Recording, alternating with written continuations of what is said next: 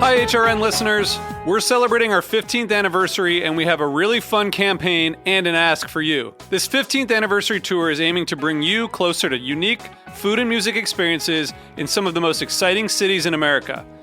All the while, we're raising funds to support our work empowering the next generation of food system storytellers through our fellowship programs. Here's how it works. Donate to HRN and be entered into a raffle in the city of your choice to win a dinner for two at a noteworthy restaurant and tickets for two to a concert at a prominent local venue.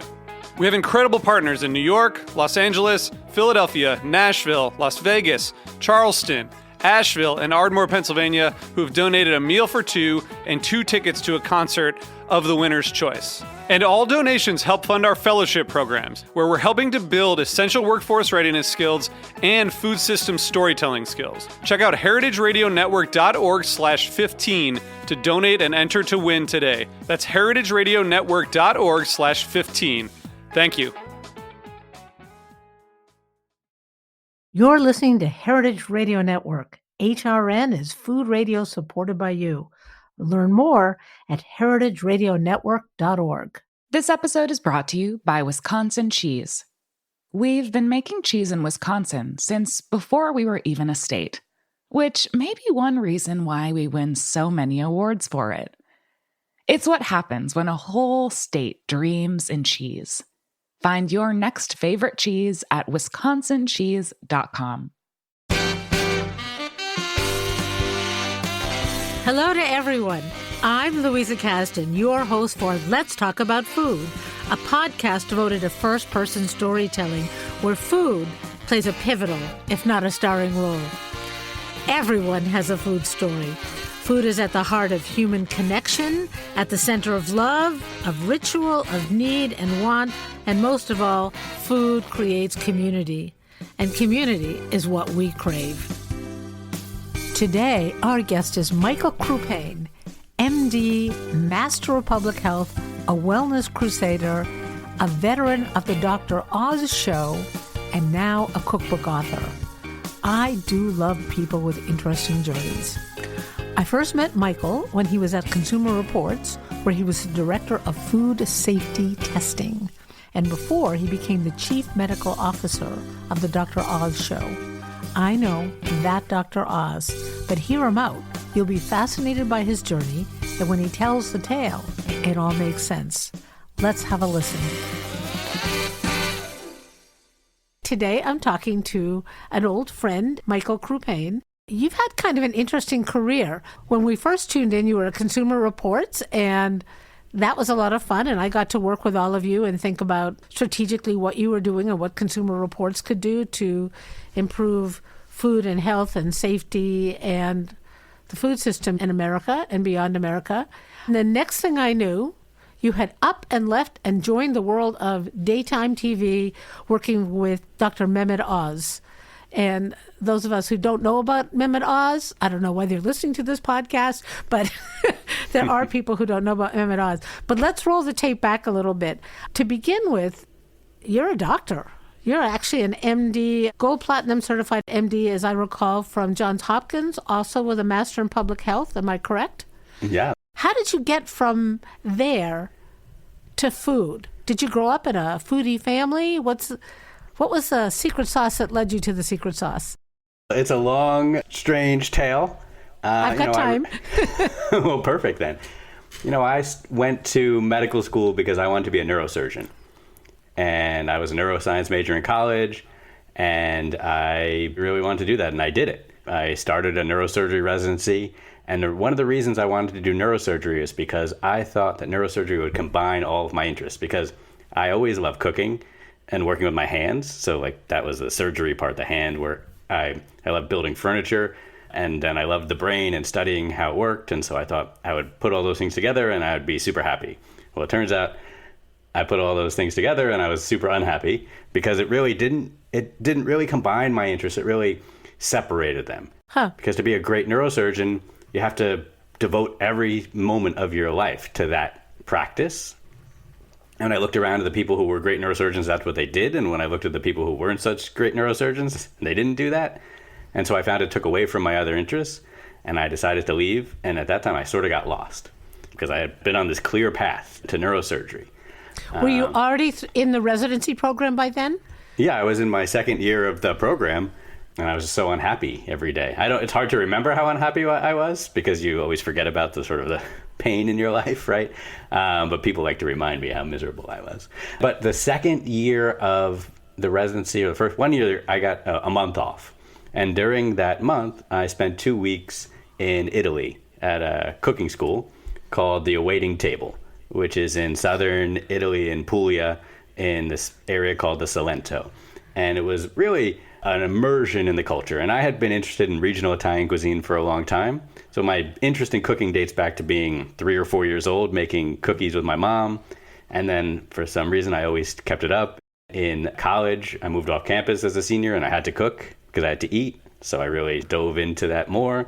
And then after college, between college and med school, I used to work with a pastry chef on the weekends and in a catering place, not to get paid, just for fun to learn. Mm-hmm. And he really introduced me to a whole world I didn't know about, and fine French pastry. And we used to go to restaurants and order the entire menu and travel around the city and New York City and go to bakeries and eat every cake they had, right? So I really learned a lot from that experience. And then fast forward to medical school, I started a pastry club to teach my fellow classmates how to make these pastries. And at some point I realized, well, I can't make pastries all the time again because I have to eat. And that's when I got really interested in regional Italian cuisine, and that's where I started that interest. And then I really wanted to go to this cooking school. On the last day, our host, Silvestro Silvestori, the guy who runs the school, has become a great friend of mine. He says to us, I want to thank you for coming to this school because you coming here lets me live my dream, right? Because we're paying him to go to this class, and now he gets to do what he's always wanted to do. Right. And that really stuck with me.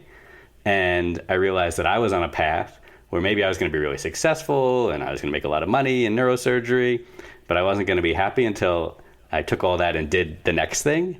And I thought, why am I waiting to do the next thing? Let me go do the next thing now, even though I wasn't sure what the next thing was. But at the time, I had this fantasy of starting a water buffalo dairy and making mozzarella. Hey, how? It's such a common fantasy. Yeah, right? A lot of people. I've run into lots of people with that dream. I left neurosurgery and I didn't really know what I was going to do.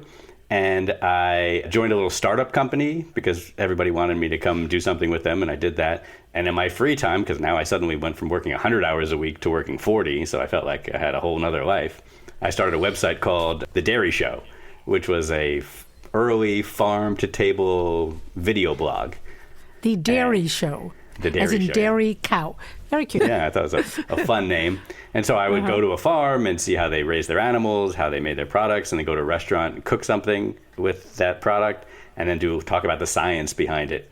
And that was my step into learning more about sustainable agriculture, getting more involved in food production.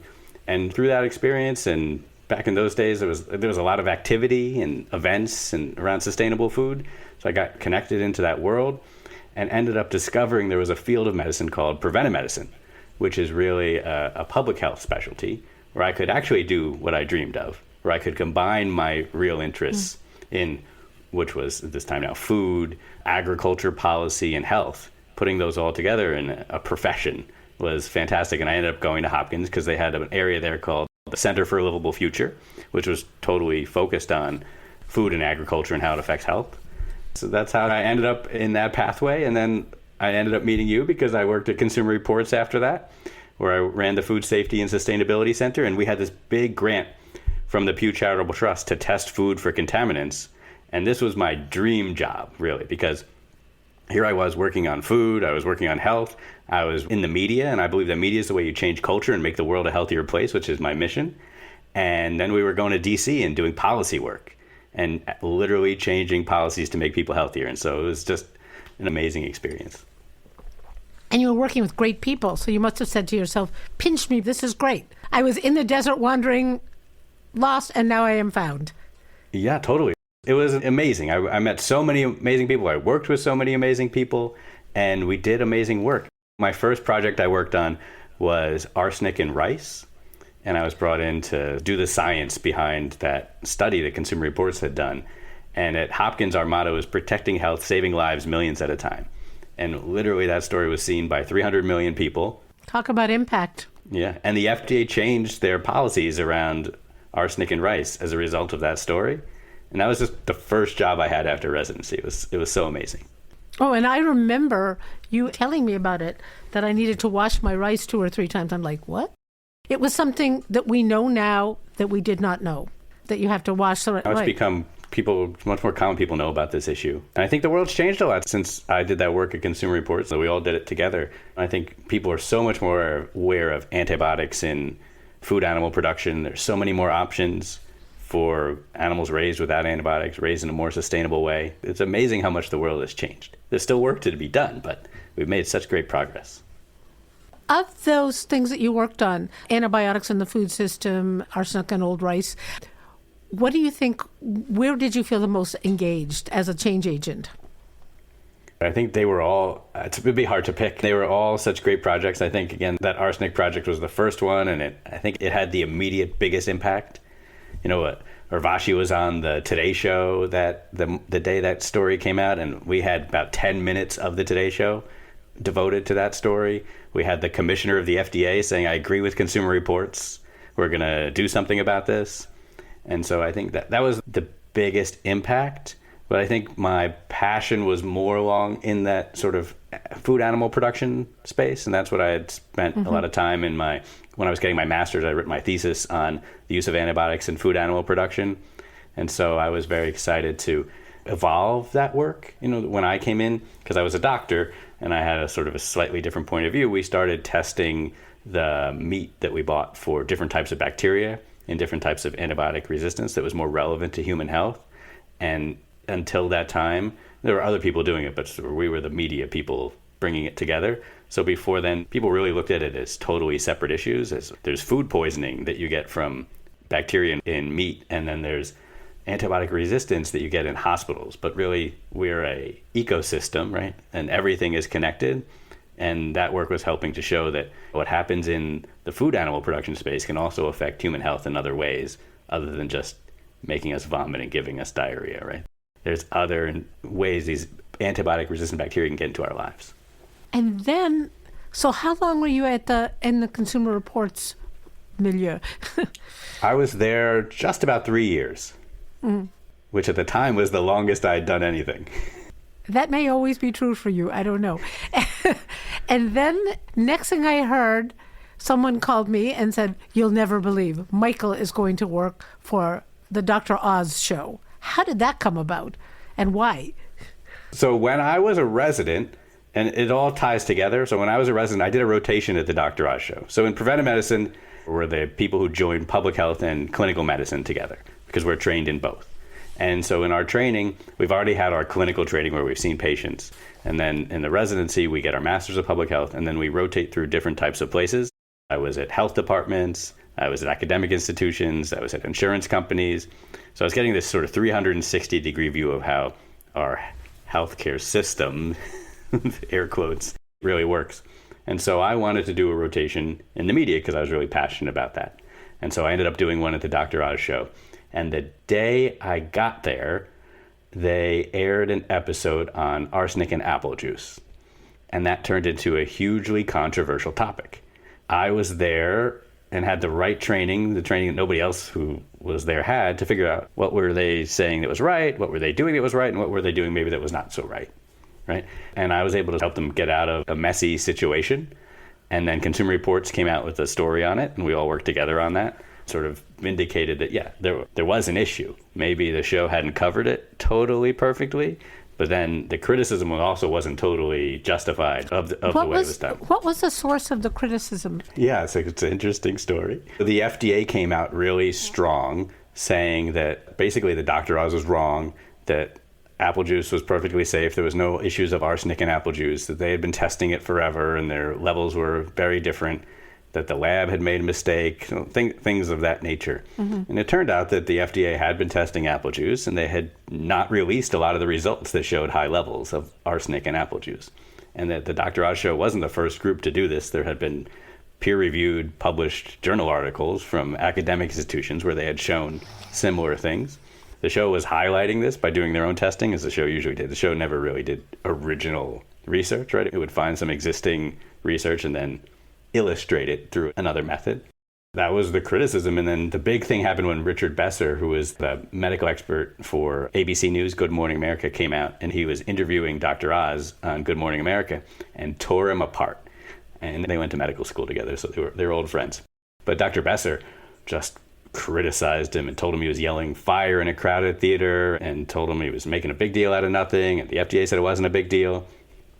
And it turned out that about 2 months later, after we had done all the work, we went back on ABC World News Tonight with Diane Sawyer, and Richard Besser apologized to Dr. Oz. Wow.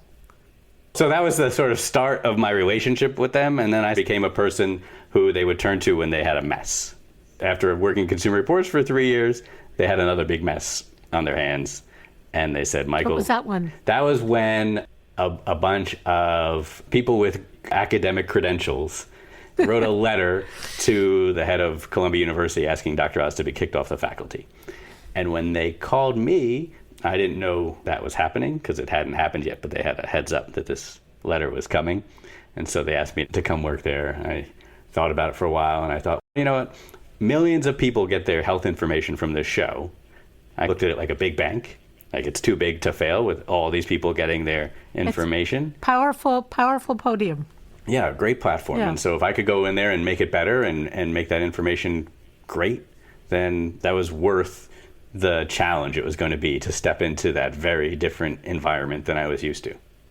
So did you become one of the on-air people in the Dr. Oz community? Eventually. I ended up being there for a long time. I was there for 7 years. After a while, they started putting me on the air. After I was there for 4 years or 5 years, I became somewhat regular. And then in the last 2 years, I was on quite a bit. Wow. How'd you feel about that? That fun? I think at first I was nervous about it, but it was fun. It turned out to be fun because I'm always sort of in the background, making things work, fixing things, doing the science. And I think being in the background for so long, you get to sort of see how to do well in the foreground. And so I taught people how to be on TV, right, through my experience. And so it ended up like, oh, I could do this. It was kind of fun. And it still is. I surprisingly enjoy it quite a bit. And how did you feel when there were all these controversies about Dr. Oz? Did you feel, listen, you have your bona fides public health and Consumer Reports and honestly regarded scientifically unassailable hats to wear. And then you're on Dr. Oz, who, as I understand it, as someone who I probably have never watched an entire Dr. Oz episode, he says things that are not always so responsible. So how did you manage that as a serious person? Yeah. So it was like I said, it was a hard world to step into. And I think my philosophy in life or in the world is, again, my sort of mission is to make the world a healthier place. And in order to do that, you have to make yourself uncomfortable. And so I stepped into an uncomfortable place. Mm-hmm. And at first I thought, oh, this will be easy, right? They hired me to make things right and to improve their reputation and stuff because they had a certain way of doing things. And just because I stepped in doesn't mean they were going to change. And I think I used to have said this before. In the beginning, I used to get very upset. I used to go cry in my office sometimes because, like, we're doing a show on the 10 ways to boost your metabolism. I'm like, there's 2 ways. I don't know how we can get to 10. That's crazy. But then I realized that, again, when you want to do something and change things, you gotta jump in and you gotta be part of the solution. Mm-hmm. You can't just complain. I mean, there's plenty of people who just complain to me. It was awful. Why'd you do that? This is terrible. I'm like, wait, you gotta be the change. You gotta go do it. And then you can't expect things to just change because you want them to. I looked at it as a public health problem. And I teach a course at Hopkins called Problem Solving in Public Health. We can't solve public health problems overnight, right? Like, we still have problems with addiction. We have problems with obesity. We have problems with heart disease. All of our public health problems don't go away. We got to chip away at them and change our ways, change our culture slowly. And so I looked at it the same way. And while I was there, we made major improvements. It was never perfect. But if you compare the time before I was there till the time I was there, the show changed dramatically. And because people were willing to change, and that's why they brought me, but it took time. I had to build those relationships. I had to work closely with everyone. During that time, Dr. Oz went from the least trustworthy person on daytime television to the most. We got all the major government agencies who wouldn't work with the show before to work with us. We did great partnerships on addiction. We got the medical societies to work with us. We did amazing things, and I'm really proud of the work we were able to do. I'm not proud of every single show. We still did shows with psychics and things that I was like, I don't want to be part of this. But I used to say, or I would still say, I think the show was effective and good because there was my unit, the medical unit, which is the fact-checking science unit made up of people with experience in medicine, and there are the television producers. And their job was to make a show that people would watch, right? And my job, I felt, was to make a show that would change the world, right? And when you have these two, we're not opposed, but we have slightly different points of view, and we butt heads quite a bit, it makes something better. Because if I made the show, nobody would watch it. It would be boring back then, right? And if they made the show by themselves, then maybe the information wouldn't be the best. So by coming together, and sometimes there was conflict, that was cool, it created something better. Okay, I don't know that this is kosher for me to ask you this, and I don't know whether I'm going to, but did you end up liking him? Oh, yeah. He's great. He's a neurosurgeon, too, isn't he? He's a cardiothoracic surgeon. I think Dr. Oz I think he was successful on television because he is who he appears to be on television. He cares about people. He's a very warm person, right? He really wants to help people, and that's why he was doing the show, and that's why people liked him, because he has this sort of energy that comes through that feels genuine, and it is. And yeah, I really enjoyed working with him, and I still talk to him. He's a good guy. And we will be back with Michael Crupain in just a moment. The journey continues. This episode is brought to you by Wisconsin Cheese. There's a reason when you think of Wisconsin, you think cheese. Cheese is a huge part of Wisconsin's history and future. In Wisconsin, the state of cheese, the tradition of cheese-making excellence began 180 years ago, before Wisconsin was recognized as a state. Immigrants traveled to settle in this lush green hills of Wisconsin, bringing their cheese-making traditions with them. These storied skills, combined with the freshest milk available, created a cheese-making culture that is uniquely Wisconsin. Wisconsin's 1,200 cheesemakers, many of whom are third and fourth generation, continue to pass on old-world traditions while adopting modern innovations in cheese-making craftsmanship. Find your next favorite cheese at wisconsincheese.com. We are back with Dr. Michael Crupain. And then what happened? When did you leave? Did you start writing your cookbooks while you were there? What was the next reincarnation of Michael Crupain? Yeah. So eventually I left because the show ended.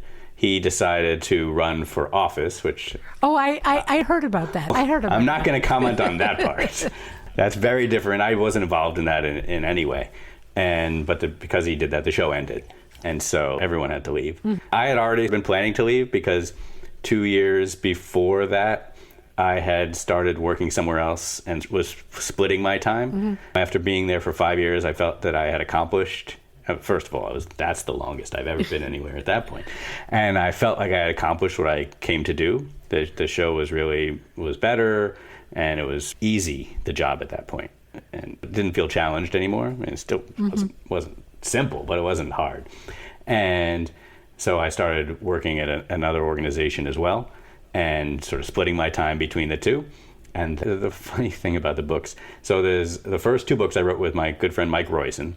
Mike is the Chief Wellness Officer Emeritus at the Cleveland Clinic. He's an amazing guy. He's trained in anesthesiology and internal medicine. He's created a lot of innovations in medicine and in the sort of wellness area. And he was good friends with Dr. Oz. It depends on whose story you listen to, but Mike would take credit for Dr. Oz becoming famous and bringing him on Oprah. And other people would also take credit, who knows. But anyway, they wrote a lot of books together that were huge bestsellers. And Mike also, because he was at the Cleveland Clinic, I talked to him all the time. He was doing amazing things there. So we were both part of the board of advisors for a charity that Dr. Oz had started called Health Corps, which puts people into high schools to teach kids about health, nutrition, fitness, and mental resilience. And they have a gala every year that I would go to.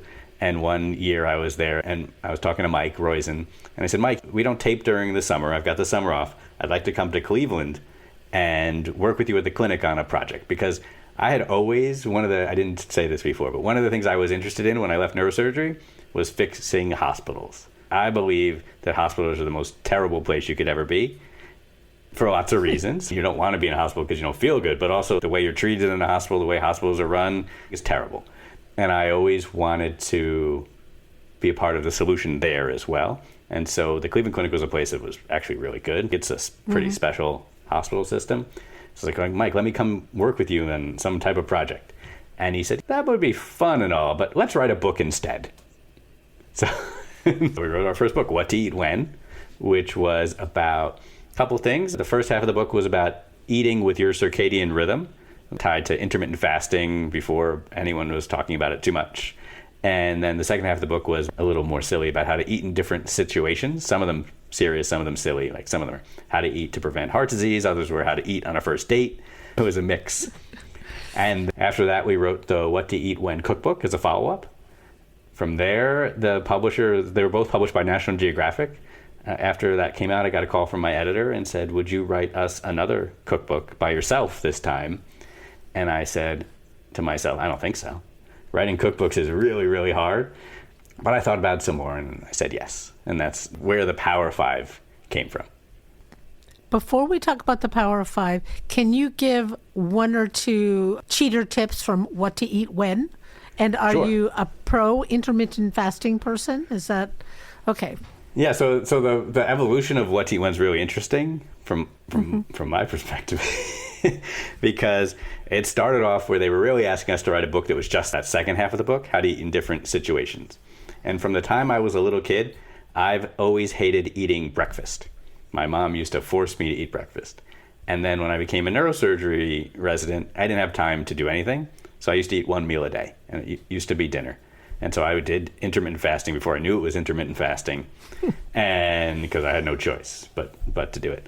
When we started working on this book, my idea was, let's debunk a lot of things about the timing of eating, like that breakfast is the most important meal of the day or other things. And so started digging into the research around that and discovered there was a lot of research about the timing of eating and our circadian rhythm, most of it in animals, a little bit in humans. And it turned out that your metabolism actually changes throughout the day, tied to your circadian rhythm, like everything else in your body changes throughout the day. And it actually, breakfast is a really important meal, turns out. So the three tips from the book are really eat with the sun. So the sun is what sets our circadian rhythm, and it primes our body to be on this clock. And it turns out that our body's metabolism is set up to eat more earlier in the day and less later. And that's the sort of second principle, is eat more early and less later. So make breakfast and lunch your biggest meals of the day and dinner the smallest. It has to do with a couple of things. There's the way our body processes food changes. So our body wants to burn carbohydrates earlier in the day, and it wants to burn fat later in the day. Fat is our storage form of energy, right? Mm-hmm. And so it makes sense, because once upon a time, we couldn't eat 24 hours a day like we can today, and we might go a couple of days without eating. And so we had to rely on what was around us in nature and these cues from our body. And then the sort of third principle of the book is don't stereotype food. You don't have to eat like the typical American breakfast or the typical American dinner, right? So we think of like cereal and sugary cereal usually and pastries as a breakfast food. But in other cultures, they can have totally different breakfasts, right? And so if we want you to eat more early and less later, we also want you to eat better things early. Mm-hmm. Right? And so eating a piece of fish for breakfast, that's okay. That's something common in Japan, for example, right? Mm-hmm. Or eating something light for dinner, that's okay. You can do that. Eating pasta for breakfast, my friend Silvestro would think that was terrible. In Puglia, they wouldn't want to do that. But other cultures, they do have that type of meal in the morning. And so that's the third principle, and where the cookbook came from the What to Eat When cookbook is, well, how do I empower you to do that? Let me give you some recipes that you could eat any time of day. Give me a meal plan. Give me a meal plan. Right. Wow. Can you explain to me why, if I am not someone who drinks a lot of alcohol, but if I have a glass of wine at lunch, I am decked for the rest of the day. But if I had one at dinner, I'm okay. Oh, I don't know if I could. We might have to put you through some rigorous testing. I'm not really sure why that would be. When I have alcohol, if I have it at lunch or dinner, I'm going to pass out. Yeah. Okay. I was just always curious because I get much more affected when I have it in the middle of the day. Maybe I have higher expectations for what I'm going to do after that. So who knows? Okay. So then you had these wonderful books that sound really fun. And now I have to get a copy. And then was the next step writing your own book, The Power of Five? And how did you come up with that idea? The Power of Five is really a cool book. I'm super excited about it because it's personal, right? And it's brand new, too, really. It's brand new, and it's my own project, right? Lots of people helped me with this book. We can talk about what it's like to write such a book. But the other two books were written with co-authors, and this one was just me. Yeah. And the idea started with my editor, who pitched it to me, but she pitched me, will you write a preventive medicine cookbook or a food as medicine cookbook? And I thought about that, and I thought, no, I don't really want to do that because I love cookbooks. I love cooking, I love eating, I'm super passionate about food. When I look around at my cookbook collection, which is probably 400 or 500 cookbooks, I don't think there's a healthy cookbook in the mix. I would never buy one. Healthy cookbooks usually have weird ingredients and weird recipes, and I want things that are always delicious, right? And so the idea of the Power Five came from a couple of things. It came from the fact that people are constantly bombarded with confusing health information. I worked at the Dr. Oz Show. I know how the media thinks, and they always wanted to do something new and different, and new and different always means confusing. But the data is really consistent, and it's clear over many decades that there are certain foods that are better for you to eat. Right? So I want to talk about that. The other thing is that we always are scaring people. My work at Consumer Reports scared people plenty, right? And that wasn't our intention, but it's a sort of a side effect of when you talk about issues with food. People are always worried about, I need to eat less, I need to eat less. And I wanted to flip the narrative there. I wanted to empower people to eat more, and I wanted to empower people to eat more of the things that they're not eating enough of that are associated with living a longer, healthier life. And those are the Power Five: fruits and vegetables, nuts and seeds, whole grains, beans, and fish. And the thesis of the book is that there's a reason people don't eat these foods enough. And when you look at the data, there's tons of data that says they don't eat them. It's because they don't think they're delicious, because they've had a bad experience. They don't know how to cook them. They are too complicated. They're not flavorful enough, right? Because we eat for pleasure. We eat for things that taste good.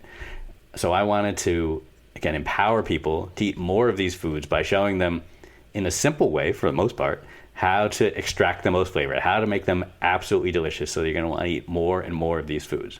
And I didn't want to say don't eat things, because I eat everything, but I want you to eat mostly these foods or more of these foods. Mm-hmm. And when you eat other things, because there's 2 extra chapters in the book. There's a chapter on meat and there's a chapter on dessert, because I remember I used to work with a pastry chef. I love dessert. I eat those things, right? I want you to eat better versions of them. I have to say, the recipes at first I thought, okay, is this a vegetarian cookbook? Not really, but there's a lot of good vegetarian recipes in them, and stuff looks great. Just great. Also, the photography is great. So I made the mussels in saffron sauce. Excellent. Excellent. Cool. That is something I can do. I live on the coast. We've got a lot of mussels here. And that dish is a fun riff on a recipe from Thomas Keller's Bouchon. He has a mussel and saffron sauce that's made with about a pound of butter. Lots of other things. What could be bad about that? What could be bad about that? Oh, yeah. but the goal, again, in that recipe, I swap in some squash, right, to create that creaminess in the dish and that same sort of texture that his original dish has, but without all the extra saturated fat. Again, showing sort of, not that you can't eat the other one, but giving you a way to put more vegetables into your diet. Now, I thought it was fascinating. I thought that the recipes were clever, and most of them were within my capacity. When I say within my capacity, within the amount of time and effort that I'm willing to spend on shopping, prep and actually cooking. What's the response been like? Of everyone who gets the book, they seem to love it. Right. The recipes are surprising, right? Now, again, when you think I'm getting a cookbook from a doctor, it's going to be this boring health food, a lot of quinoa. There's no quinoa in the book. There's no quinoa. Oh my God. There's no lettuce salads in the book, right? The book is filled with really hearty meals. It's filled with really creamy dishes, crunchy dishes. It's filled with lots of textures, lots of flavors, lots of variety. And again, the majority of them, as you called out, are pretty simple and straightforward to make. There's some that are a little bit of a project because I like a project. And again, the book is very much a reflection of me, but that's like 2% of the book and 98% is simple. And these are all things that I make all the time for myself, for my friends, for my family. And again, that's why it's really a personal, I'm just telling you my story and trying to give you the tips that I live my life by. It's also a beautiful book, by the way. A beautiful book, fun to look at. Oh, thank you. Wow. It's a fun story. Mm-hmm. The lesson I learned about cookbooks is when you have your contract, you want to make sure you get to choose the photographer. Yes. And we were presented with a lot of options for photographers, and none of them really resonated with me until Scott finally. Amazing. So what's next? Are you working on another book? Are you looking for another job? Do you have another job? Where does the amazing Renaissance man that is Michael Crupain go next? Good question. I'm never quite sure where I'm going to go next. I have this philosophy of following my mission, making the world a healthier place. Now I've changed my mission a little bit. It's making the world a more healthy and delicious place, and take the opportunities that come about. I'm not working on another book yet, really focused on this one. This one just came out 2 months ago, and I really want this book in everyone's hands. Again, it's sort of part of my mission is to make the world healthier and more delicious, and I think this book is a big part of doing that. And so I want as many people as possible to see it. Also, I was surprised that the publisher is National Geographic. I didn't know that they did cookbooks and food books and things like that. They only do mission-oriented books, right? Totally great. Totally great. It is so fun to catch up with you. I, for one, am going to be interested in what you do next. Just great. Thank you, Michael. Just fun. Yeah, so great to catch up with you. Thank you. Thank you, Michael. And I am loving your new book, The Power of Five. I think our listeners will too. Thanks for listening. Let's Talk About Food is produced by The Food Voice. I'm producing, along with audio director and composer Mike Moss of Soundscape Boston. You can find more of our stories at our website, letstalkaboutfood.com, and on Heritage Radio or wherever you get your podcasts. Let's Talk About Food is powered by Simplecast. Thanks for listening to Heritage Radio Network, food radio supported by you. Keep in touch at heritageradionetwork.org/subscribe.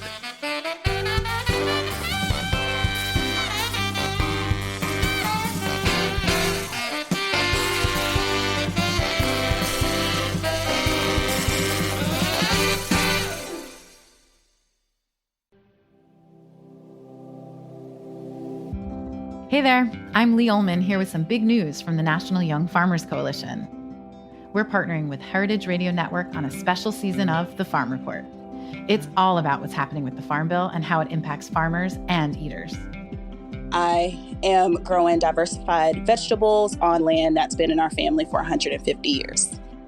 And so with the pandemic, gentrification, property values going up, we had to sell the land and we lost it. Join us as we uncover the untold stories behind this massive piece of legislation that shapes how we grow our food, what we eat, and so much more. The problems we have had, those are things that come from earlier Farm Bill and USDA policy, right? Like Earl Butz, get big or get out. You know, it's my responsibility to know not only what I'm eating, but then like how that all came to be. And realize like, wow, like this piece of legislation, all this money, like it's technically something that I support as a taxpayer. While Congress debates the next Farm Bill, this is not just an invitation to listen. It's a call to action. Be part of the conversation. Subscribe to The Farm Report on Heritage Radio Network, wherever you listen to podcasts.